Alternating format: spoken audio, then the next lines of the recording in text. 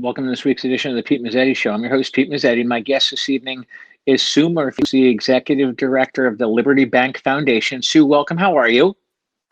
Glad to be here, Pete. Good to see you. Good to see you too. Good to see you too. I think it's been too long.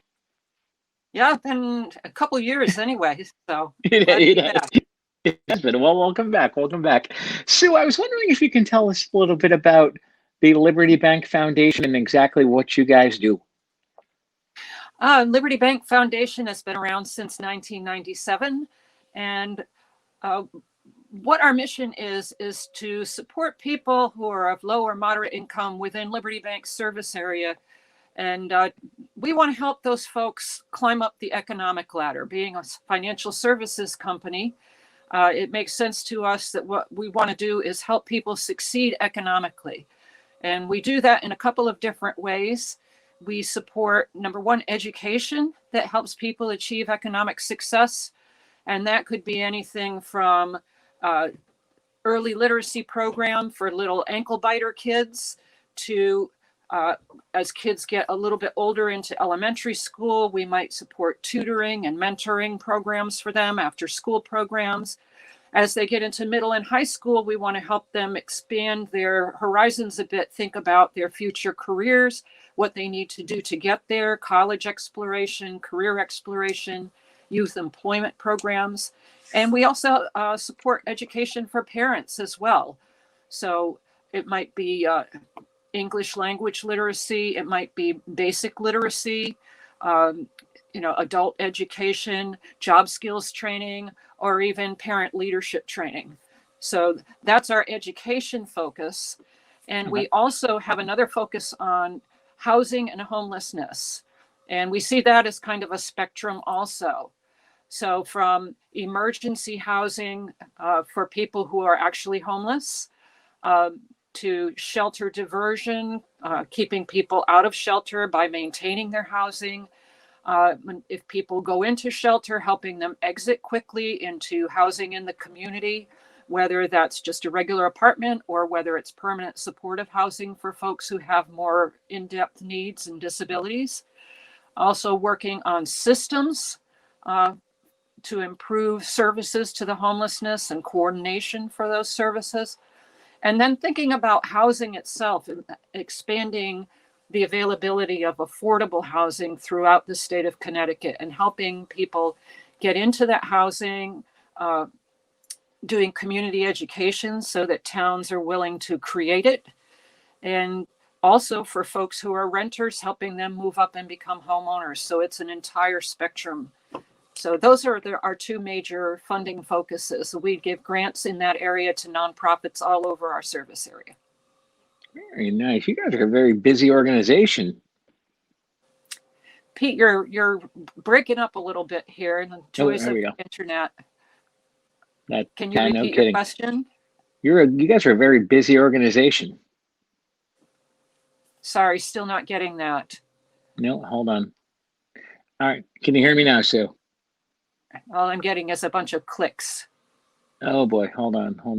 Okay, hold on. Let me see. You're getting a bunch of clicks, huh? That's a little better. Okay. Now let's talk about the response to the pandemic that you guys are doing with the Liberty Bank Foundation. Yeah, we've been really in responsive mode since March, back when this thing was really starting to roll, and trying to be very nimble and flexible and look at what's around us and respond to what we're seeing. So we've funded some fairly large grants for food to our major food banks, the Connecticut Food Bank, Food Share, and the Gemma Moran Food Bank down in New London County. We've also did some funding to the soup kitchens and food pantries, the more localized ones that have been grantees of ours. And we knew that they were under a lot of pressure. A lot of these folks have really risen to challenges that they're seeing around them of elderly and disabled people that are shut in, that really needed to stay home, that really we didn't want running out to the grocery store to fetch what they needed. And these organizations have really stepped up to the challenge of bringing food to these folks, and they've been doing it for months and months and months on end. So we provided some support to them. We also knew that our homeless shelters throughout the winter were really struggling because obviously a crowded shelter and congregate living is not where you wanted to have people in the middle of a pandemic. So one of the first things our shelters did in the winter was to decompress. They really needed to move people back out into the community so that they wouldn't be living cheek by jowl in a shelter where they could spread the virus very easily. And we also knew that they were placing people with state and federal help. People were being placed in motels to move them out of shelter, and staff from the homeless shelters were working in the motels and doing things they'd never done before. I mean, they were having to take people's temperatures, do other health screening. Of course, they needed the PPE, both for them and for the guests, to protect everybody. And they were, they still had to staff their shelters, and then they had to staff the motels as well and provide those people with case management and work with them on getting housing in the community. So the demands on those folks were tremendous. Plus, they were at hazard because of the virus, because of all the contact they were having with these different folks. So we got some grants out to them fairly early on in the late spring to say, all right, we know you guys are really stretched to the max, and let's get some unrestricted dollars out the door to you to help you out. Also did some grants to support the VITA program, the Volunteer Income Tax Assistance Program statewide. Now, this is a program where people who are of a lower income can get free tax assistance to file their federal taxes via federally trained volunteers. And it's always been a one-on-one in-person program. And of course, that couldn't continue with the pandemic expanding the way it was. They moved online quite quickly. The problem was that people didn't know. They weren't aware that VITA was still available online. And we wanted these folks to get the tax help that they needed because we want to make sure that they were getting all the tax credits they were entitled to, that they were going to get the biggest tax refund they could get, because a lot of these folks at the lower end of the income ladder were the people most impacted by the pandemic. A lot of them who had lost jobs, restaurants and things that closed down, and really needed that funding. So we supported a marketing campaign to get the word out that, hey, I know you're used to having VITA in person. Now it's online. Here's how you access it. So that's another example of a pandemic needs grant that we did. Now, also, one of the other cool things that you guys do during the holiday season, let's talk turkey. Talk turkey. We love talking turkey. I know. Our 16th annual Liberty Bank Rotary Club Thanksgiving Drive this year. We went into it knowing that, the pandemic was going to present a lot of challenges to normal fundraising. A lot of fundraising that our Rotary partners do is in-person events, golf tournaments, wine tastings, stuff that they couldn't do under these pandemic conditions. So we went into it with a little bit of nervousness, but we also went into it knowing that the need was enormous and greater than we'd ever faced before. So we had this year 48 local Rotary clubs working with us to raise money between Columbus Day and Thanksgiving Day, along with our 60 branch offices.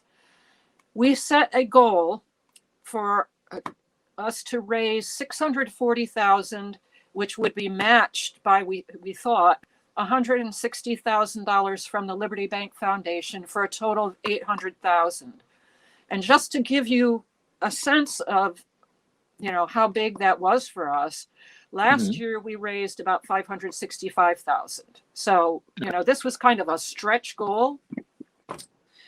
Well, on the Monday before Thanksgiving, when we looked in all the Thanksgiving Drive accounts to take the balances and add the matching funds, we discovered that we had raised over $1 million. Wow. Good for you guys. So our Rotary partners we knew were really highly motivated. I mean, we did some online kickoff events to brainstorm fundraising ideas and talk about how we were going to get to our goal. And they were just charged up. I mean, they really were looking around, and, you know, Rotarians are very active in the community anyhow. And usually you see them holding events throughout the year, volunteering in the community. And a lot of them, you know, hadn't been able to do that as they're used to doing.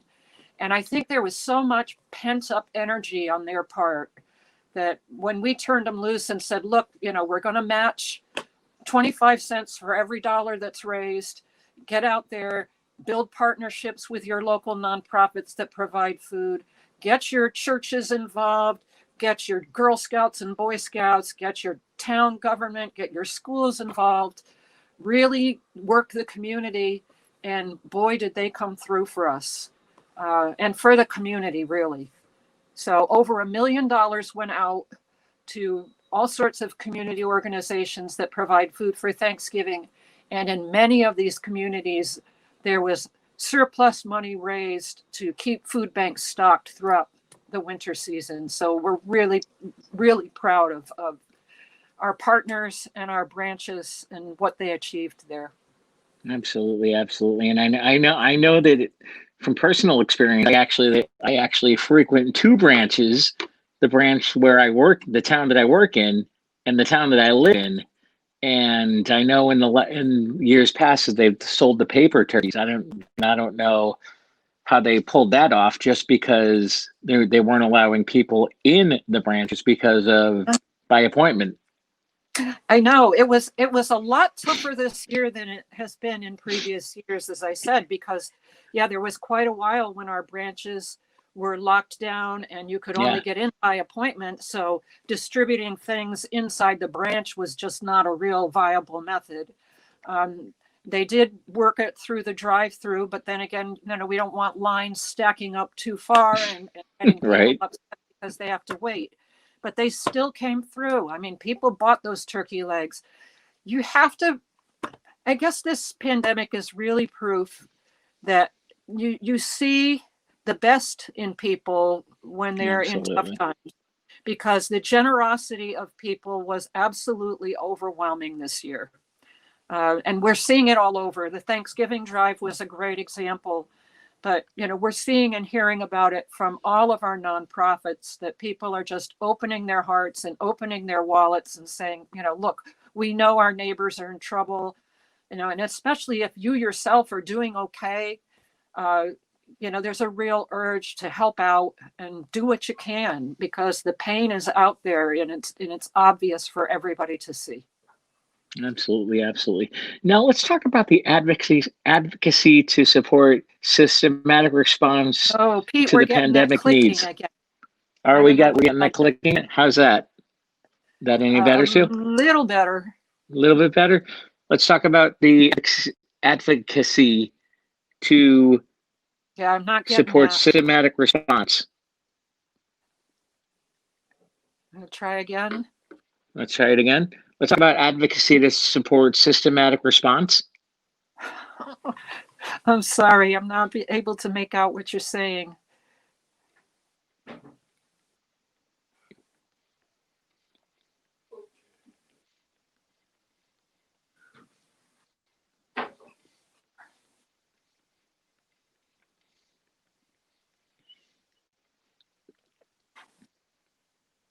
Can you hear me, Sue? I can now. There we go. Let's talk about the advocacy to support systematic response. Sure.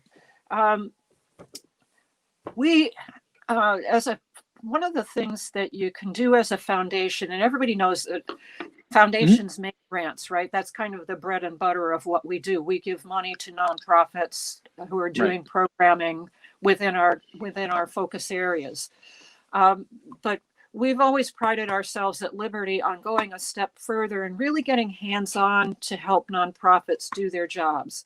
One of the things that we do is act as a convener and bring together not only the nonprofit community, but local government, state government, businesses, faith communities, to work on community problems. And during this pandemic, it really has been helpful, for us to kind of keep an eye on what's happening at the government level, because a lot of the money, the relief money coming through is coming from the federal government through the state government.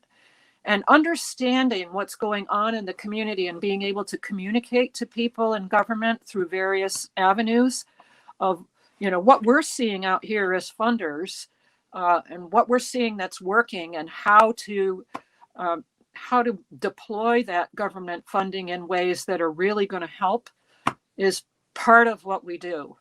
Another thing that we've done, and we do this on an ongoing basis, but it's gotten stepped up quite a bit during the pandemic, is to convene nonprofits in various regions. We have groups in New London area, in the Meriden area, in the Wyndham area, that we help to convene and basically curate. So they meet periodically, and we might bring a speaker in on a topic, like it might be eviction prevention, which is a big concern right now. It might be food insecurity, another major concern. And all of these groups have kind of stepped up their frequency of meeting. I know that I pulled them together in New London back in April. And I said to them at the end of the meeting, we just kind of did a briefing where we had different areas like food, housing, domestic violence, education, different people reporting out and saying what they were seeing, what they were struggling with, where there were resources. And at the end of 2 hours of this, I said to them, all right, usually we meet every other month. When do you guys want to get together? They said, we want to meet every 2 weeks because things are happening too fast. We need to stay connected with one another. We need to be able to coordinate services and work together because, the need is so huge out there. We've got to be in sync with one another, and we need to be constantly communicating. So we've been supporting that process, since April, of pulling these groups together, helping to, set up speakers who will help to educate them on what's happening at the state level, how they can plug into resources, how the state is reacting to various things and what kind of funding is flowing in and how it needs to be deployed. And, we've tried to be kind of a connector for folks, and that really has been a key role for us throughout all of this.